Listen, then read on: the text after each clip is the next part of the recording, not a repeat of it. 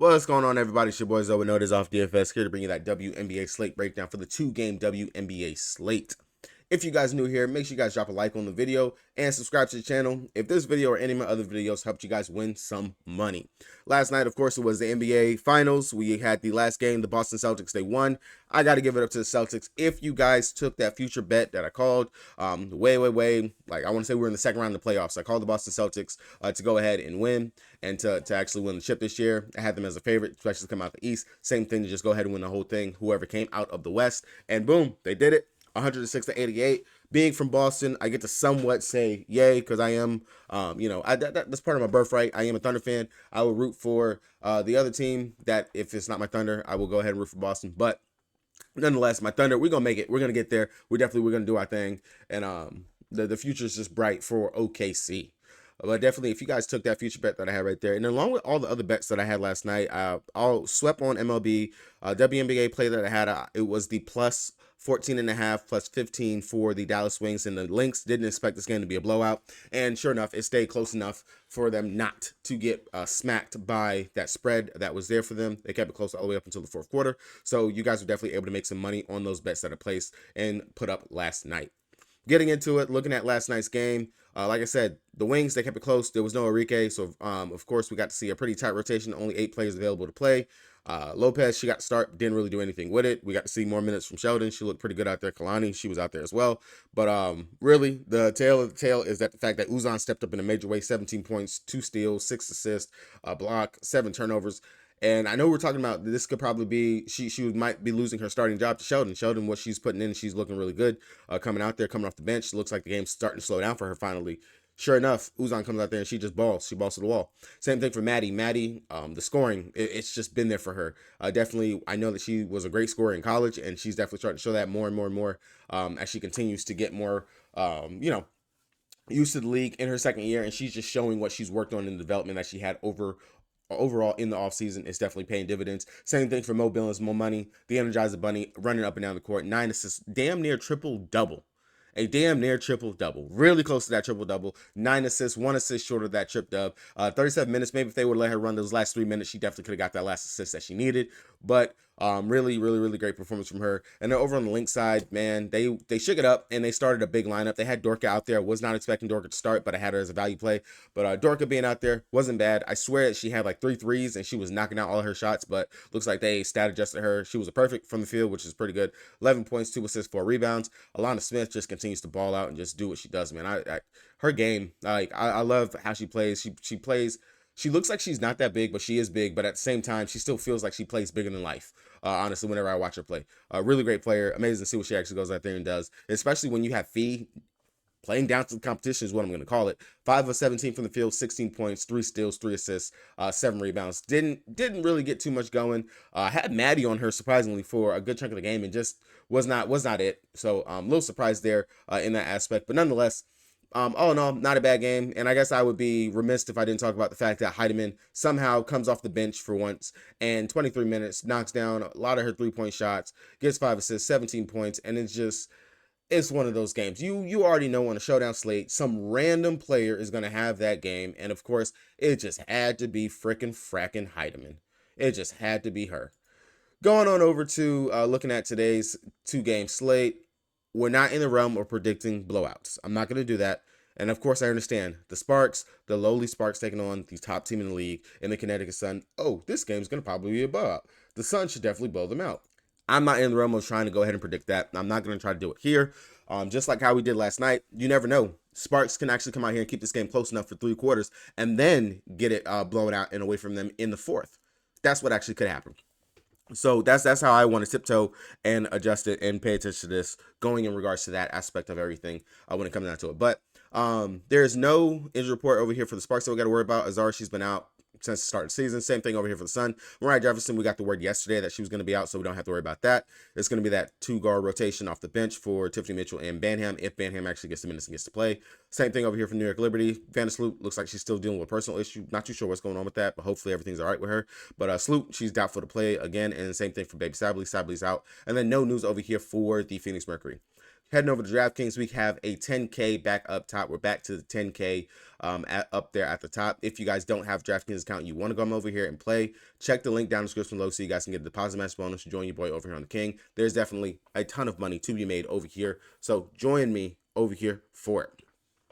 Starting out with the Spark side, looking at everything, this is going to be what I would consider a tougher matchup for Ham Bam here. 11-7, I honestly do not see myself paying up for this price tag. This is the best defense in the league right now that the Sparks are going to be going up against. Not to say that of course someone's going to have to go out here and score. Someone's going to have to go out here and do something. We could get the Sun playing down to the competition, going up against them here in this game. Right now, the total is of course lower than the second game. It's 154.5 for this total, with a 13-point spread in favor, of course, of the Sun. They definitely can't come out here, muck this up, slow this game down. But opposing power forwards, which is, of course, what Henry plays, have not actually done pretty well going up against in the spot. Billings in that last game, only 14.25 fantasy points. Melissa Smith, 12.25. Stewie, 32.75 fantasy points. And to pay up this high, Angel Reese, 37 fantasy points. And I know that game was more recent anyway, too. But to pay up this high for a play that's over 10K, I want some guarantee that you're actually going to be able to get there. I understand she's coming off of a stinker going up against the Atlanta Dream, who she probably could have went up there and had a decent game. But I want 40-ish from Hamby here in the spot, and 11-7, that's way too expensive for me to want to be able to pay up and get to that, especially when AT is cheaper, Brianna Stewart's cheaper, Jonquil Jones, Brittany Griner. So the list goes on and on. Hamby is way too expensive for what she can do. Now, if you want to get different somehow, some way, the Sparks find a way to shake Hamby loose, maybe they're rim running like crazy, and she's really getting involved close to a damn near triple-double, I can see a world where she can, of course, get there. GPP option, but she would not be in my main line. Definitely something I would cover my bases. If I'm making multiple lines, I would consider having her. But straight off the rip, if I'm just building one line and I'm just wanting to focus on what I could truly get and build right here, I'm not going to mess with Hamby. Now, I will say, and I've said it again time and time, that opposing centers, I feel like, have actually played very well going up against the Brianna Jones AT backcourt. We've actually seen centers do decent. Prime example, of course, we just seen what my girl Big T just did. Tiara McCowan in 27 minutes dropped 37 fantasy points. Cardosa in the game before dropped 25.75. Aaliyah Boston dropped 42. Jonquil Jones dropped 50. So I'm not going to say the world is not there for Brink to be able to do it. The biggest thing that I am going to worry about is Brink getting into foul trouble. If I'm going to play a big from this team, it definitely will be Brink over Hamby when it comes down to it, because I do think that Brink has a route that she can get there. The fact that she, of course, can knock down the threes, she definitely can get the rebounds. The blocks are upside for her is definitely going to be there. Of course, we know AT takes a lot of middies and things like that around the rim, so those blocks can definitely be there for Brink to actually be able to get the upside for her in this matchup. 110%, I do believe it. Coming down here to the guard position, straight up out the gate, I'm not worried about Clarendon. I'm not worried about Nars. I'm not going to play either one of those guys. Really, it's going to be Lexi Brown, Rakia Jackson. Well, Jackson's the forward, but Lexi Brown, Ari McDonald will be the main two that I wanted to go to. Rakia, she's going to be dealing with Bonner. Also going to have the skinny mini defense on her on the other side as well. Probably going to be a game, not even probably, I'm going to be fading Rakia. I'm not going to go there unnecessarily today. I don't think that she actually has the match to be able to shake loose and actually have something going in this game. Definitely think the upside could be there for the guards. Ari McDonald, I've said it time and time again, she's seeing the minutes, over 20 minutes in literally almost as far as the eye can see right now. I wouldn't be surprised if sooner or later she actually gets to start. I would not be surprised if they actually start Ari on one of these days. She is a bit more expensive than Lexi Brown. I understand Lexi is still coming off the bench. She is seeing at least 20-ish minutes a game. Definitely a boomer bust GPP option. If she can get that three ball to fall, she can have the upside. As you can see, back to just shooting poorly in that last game. Didn't get anything to fall, but if the shot actually does fall, they will run Lexi some more minutes. I will say Ari currently has more of a safer floor, just for the fact that when she comes in, she can get us those peripherals, the assist, the defense that she brings, and she, of course, can score double-digit scoring in 4 out of the last 5 games. So the upside is there for her. Now, one of the main staples and plays that I kind of find myself going back to time and time again, and I do like the matchup for her, is little O Lee. Of course, I know she's not that little. If you watch her play, she's big. But Lee, this is a game I think something just itches my brain that this just feels like a game that's going to be for her, where we're going to have to actually see her come in here and play a decent amount of minutes. Now, in games that they've been underdogs, she's at least averaged right around the 15. Like when they've been heavy underdogs, she's averaging right around 15 fantasy points over those games right there. And then of course, if the game was to blow out, we would see possibly more minutes for Lee to come out here and run. Maybe they wouldn't actually run Wnba out there too late or anything like that if the game does truly get out of hand. And she is seeing minutes over these last several games: 14, 15, 24, 17. The minutes are definitely there. The rebounding could be there for her in this game. The block upside could definitely be there for her as well. I know she's not a heavy blocker, but that could actually be there for her. And also, just straight up the scoring that she might be able to have, just like she did going up against Seattle when she played in that game. This is a really nice spot, especially if you think Brink can get herself into foul trouble. They're going to have to go to our girl Lee. Lee is going to have to play because outside of Lee, you don't have any other big that you're going to be able to put out there that can actually be able to deal with the Brianna Jones, that's going to be able to deal with the O and AT. You don't. So Lee, this just feels like an upside spot for her. I like the minutes, I like the upside, and possibly could see her as a low owned because she's not really in that value tier that people are going to want to click and go to. But right now, she's really sticking out to me as my main bench player that I want to get to and look at on today's slate. Love the upside for her here in this position and in this spot. Switching gears, going over to the other side, looking at the looking at the Connecticut Sun, of course, AT is AT. You got triple-double upside anytime she's on the court. Opposing forwards going up against the Sparks. They've done pretty decent. This is going to be one of those games where if they're trying to get out run and gun, you already know AT. She's going to have the ball in her hand. I will say she did drop an 80 burger on them last year. She had a triple-double, 14 points, 27 points, 14 assists, 12 rebounds in that game. So if you want to chase that right there, go ahead. But at 11-4, much cheaper than Wnba. The safety is there for her in this game. The ball it's going to be in hand. The usage is there. It's always been there and whatnot. But if you don't want to go up to AT, I definitely do not mind coming out and playing Brianna Jones. We attacked the Sparks with opposing centers. And of course, Tina Charles made us some, well, depending on what else you had in your lineup. But Tina Charles, bounce back game for her, 40.25 fantasy plus in that last game. Alana Smith dropped 30.75. Ezzy Magbegor dropped 34.75. So the upside is definitely there for opposing centers going up against them.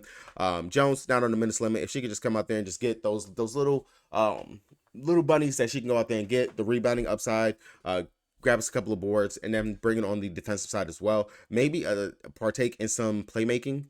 I know the upside could definitely be there for her. If she can come close to at least 30 fantasy points, I'll take it. I will definitely take that for her here on today's slate. Dawana Bonner, I don't have any ape scrapes complaints about going to her at 9-1. I would much rather get up to like Sabrina or something like that, or just come down to Laney for that price tag.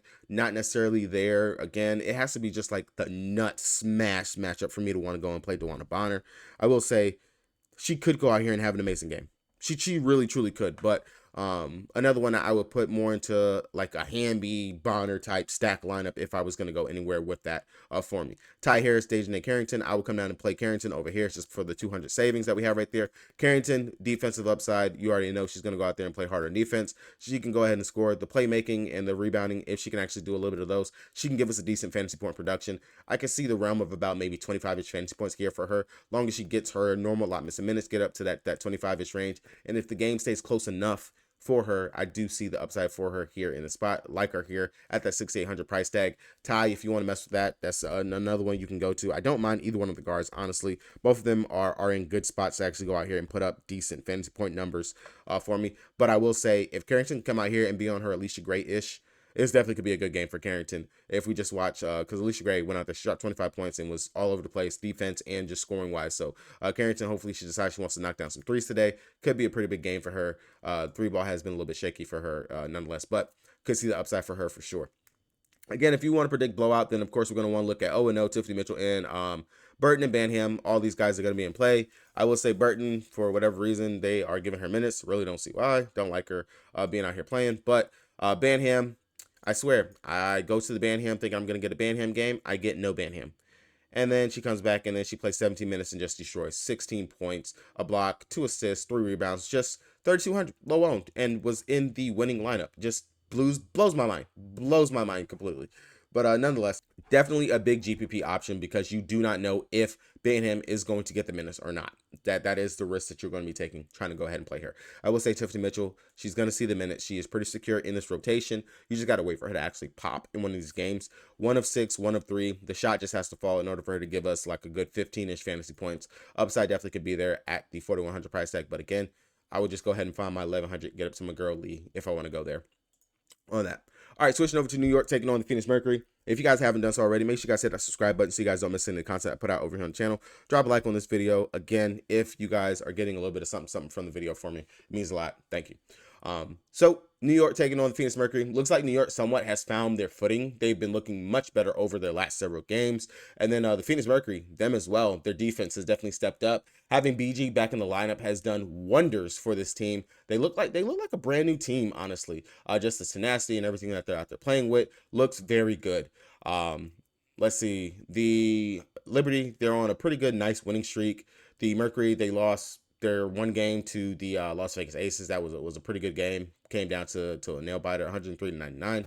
So the winning streak for New York Liberty is definitely up for grabs today. I do think that the Phoenix Mercury, considering that this game it's only a 5-point spread, 5.5 point spread, 169.5 total. Definitely going to want to get a good chunk of pieces from this, and I could see just trying to get some main pieces from this side for sure. Whenever you look at it, but looking at it, Breanna Stewart. If now was the time for Stewie to go ahead and go out here and have a Stewie game, 60-something plus fantasy point game, today would be the day. Because again, even with Rebecca Allen being on her, I'm not scared of that defensive matchup at all. She should be able to go out here and cook. Now, these teams did play earlier this season, but Brittany Griner was not a part of the team just yet in that. Stewie played 37 minutes, only gave us 29 fantasy points. She's typically been a pretty good fantasy point per minute producer going up against this team. So I will say there is definitely some merit. If you're this is one I would do the 2 lineup thing. If I'm making 2 lineups, one lineup I would have Jonquil Jones. The other lineup I would have Breanna Stewart. That's how I would look at it, doing it. Jonquil Jones, she's played very well over her last several games, 3 straight games of over 45 fantasy points. I like her here again today in this matchup. I'm not scared of Brittany Griner necessarily, that defense, because I know Jonquil, she can stretch the floor, but then also the block upside is there for her, and I do believe she can handle dealing with BG. The foul trouble, of course, will be something that we will have to worry about, as long as she doesn't pick up ticky-tacky fouls. I will say last year, mixing pot of results for her, 33, 23, and 15 fantasy points in the 3 games that she did play going up against them, but the upside could be there for her. Opposing centers so far this season going up against Brittany Griner since she's been back. Big T dropped 38.25 fantasy points. Kia Stokes really doesn't count because she only played a couple minutes out there, but Ezzy, she dropped 35.50 fantasy points. If you want to look at it, Jonquil is kind of the archetype of both Big T and Ezzy put together, almost like a fusion ha right there for both of them. So I can actually say that the stretch the floor ability is very good, especially for the fact Jonquil has been knocking down her threes at a pretty good clip, over 55% over her last 3 games. If she could bring that into this game, that would be huge for her, especially for the fact that BG is not going to want to really come out of that paint. And then just the block upside, if she can get the blocks and not get the fouls, that'll be really big. But I do like the upside for JJ here at that price tag. That is a very good price tag at the 10-2. Love it. Love the upside. Outside of that, with no Sloot being back, Sabrina, the assist. She's been getting it. She's been getting it. 5 assists, 8 assists, 12 assists. And again, this matchup, I still love the upside for her here with those assists. The Phoenix Mercury, they are giving up, they're averaging right around 5 assists a game they're giving up, and she's averaging right at 6 assists. In their first matchup, she had 9 assists, 22.6 rebounds. Love her here again. I don't mind doing a piggyback of between Sabrina and, say, a Stewie, or Sabrina and a JJ, and then running back with one of the studs over there from the Phoenix Mercury. That'll be a really good point that you can go ahead and make right there in order to get it. But the upside definitely there for Sabrina. She does come to play whenever she's going up against this team, averaging nothing less than 30 fantasy points going up against them through her career. So the floor is very safe with Sabrina going up against the Phoenix Mercury. Loving the upside for her here. And of course, with no Vandersloot, we are seeing Lainey playing the 2, Sabrina is playing the 1, and Lainey's been very consistent. If you cannot get up to any of the studs and you want to get like some mid-tier options from the Phoenix, from the New York Liberty, I do like the idea of running like a Menage Lainey. So say if you are stacking the Phoenix Mercury, you're going with like a Copper and a BG, running back with Lainey. Get Lainey into that line. That would definitely be safety. Gives you at least about a floor of, I'd say, 25 fantasy points that you can get from Lainey in this with the upside from her. I'm not going to mess with Thorpe God. I don't mind her here at 5-1. This could be one of those games where she actually decides that she wants to pop off and have a really good game. I definitely would say it could be a risky play for her, but for that price, I wouldn't mind just coming down to Phoebus. She was sitting at 5K, and she is seeing a pretty decent number of minutes, especially for the fact that Sloot should be out and should still be missing. 14 minutes in that game going against Phoenix, she dropped 7.25 fantasy points, so the upside definitely could be there for her. And then if you want to take a gamble on Kennedy Burke, she's definitely right there for you down there, especially with no Sloot. Over on the other side, BG, man. BG. Minute limit gone. Let me go ball. 46, 42, 45 fantasy points. Getting involved. Damn near a double-double. She is going to get a double-double eventually, and I'm telling you, I will be on her double-double game when it happens. I don't think the matchup is there for her today to get the double-double. The New York Liberty, they are a pretty decent rebounding team, so not gonna play for double today, but good game nonetheless. At least 20-ish points. That would be really great to get from her. Give me about 5 to 6 rebounds. Give me the 2 blocks. Give me a block. Give me a block. Give me about 2 assists, and we can have a really great game for Brittany Griner. Again, I already talked about some stacking opportunities that you can have from this game, and there are a couple of them I really do think that you can get from this, taking the Brittany Griner and the Kalia Copper, running it back with Delaney, or taking Brittany Griner and Natasha Cloud, who I think is going to go lower owned. No one's going to want to really click on that name and go to her on today's slate, especially just because it looks like she's been in the funk. She really hasn't been doing anything. But when you look at it and realize it, Cloud's not having to do much now that you got technically your third piece out there. Cloud ticks down to being the 4th most important person on this team. She's just going to be the playmaker. Her assists will definitely be there for us. But when it comes down to it, Copper, DT, BG, Cloud. And I mean, you can honestly argue that it's BG, Copper, DT, Cloud, because they look to get Brittany Griner going all the time. Honestly, that should be the true order for this team. The hierarchy for this team is BG, Copper, DT, Cloud.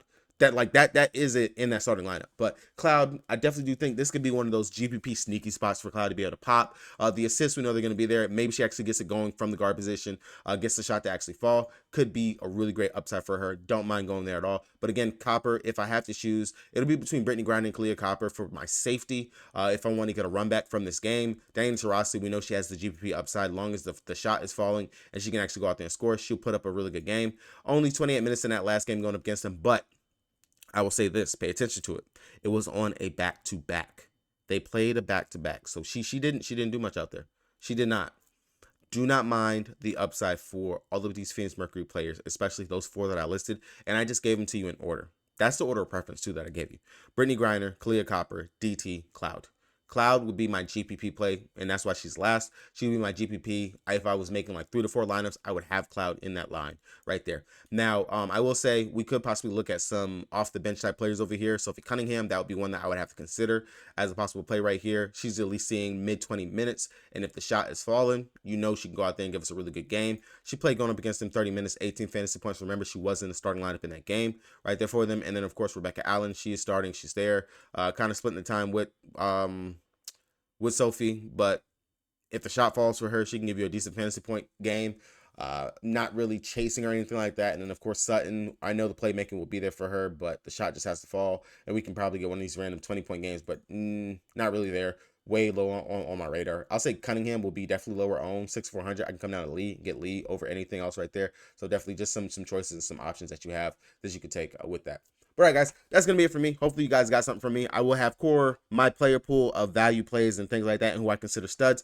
All of that will be posted on the Patreon. So if you're looking for that, check the link down in the description below so you guys can get into the Patreon. Only $5. I will be back later on today. I will have a prize picks video for you guys. So definitely stay tuned, subscribe if you guys are looking for that. With that being said, it's your boy Zoe. Peace.